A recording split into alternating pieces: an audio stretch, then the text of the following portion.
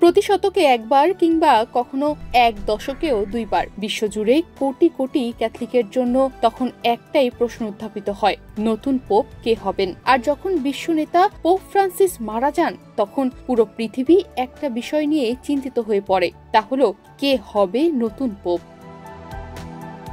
কিন্তু আপনি কি জানেন, এই নির্বাচন হয় রুদ্ধদ্বার এক গোপন কক্ষে, যেই গোপন কক্ষের কোথাও থাকে না কোনো ক্যামেরা, না থাকে কোনো মাইক্রোফোন, থাকে শুধু ৮০ বছরের কম বয়সী কার্ডিনালর আর এক ঐতিহাসিক প্রক্রিয়া যার নাম কনক্লেভ। আজ আমরা জানবো নতুন পোপ কিভাবে নির্বাচিত হন আর কেন এই নির্বাচনী প্রক্রিয়া ঘিরে রয়েছে এত গোপনীয়তা।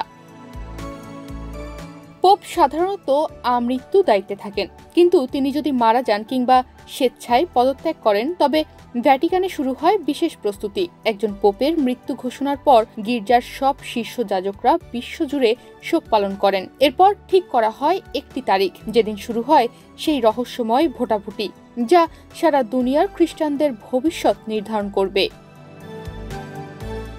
বিশ্বজুড়ে ছড়িয়ে থাকা রোমান ক্যাথলিক গির্জার সবচেয়ে অভিজ্ঞ নেতা, যাদের বলা হয় কার্ডিনাল, তাদের মধ্য থেকে ৮০ বছরের নিচে যারা আছেন তারাই মূলত এই ভোটাভুটিতে যোগ দেন। এই ভোটের জন্য পৃথিবীর প্রায় প্রতিটি মহাদেশ থেকেই ধর্মগুরুদের প্রতিনিধি আসেন।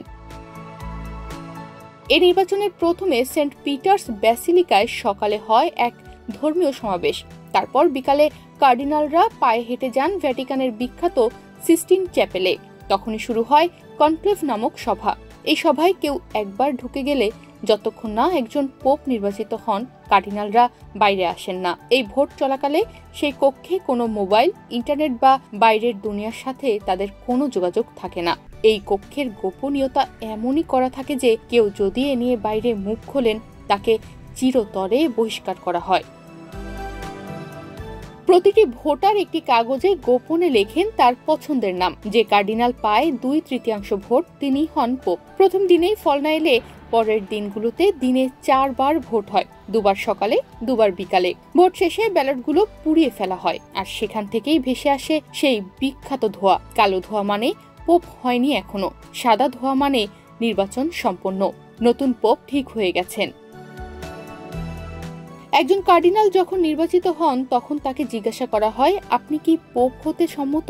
তিনি রাজি হলে তাকে একটি নতুন নাম বেছে নিতে বলা হয়, যেমন ফ্রান্সিস, জন পল বা বেনেডিক্ট। তারপরই ব্যালকনিতে এসে দাঁড়ান তিনি। তারপর জনতা দেখতে পায় নতুন পোপকে।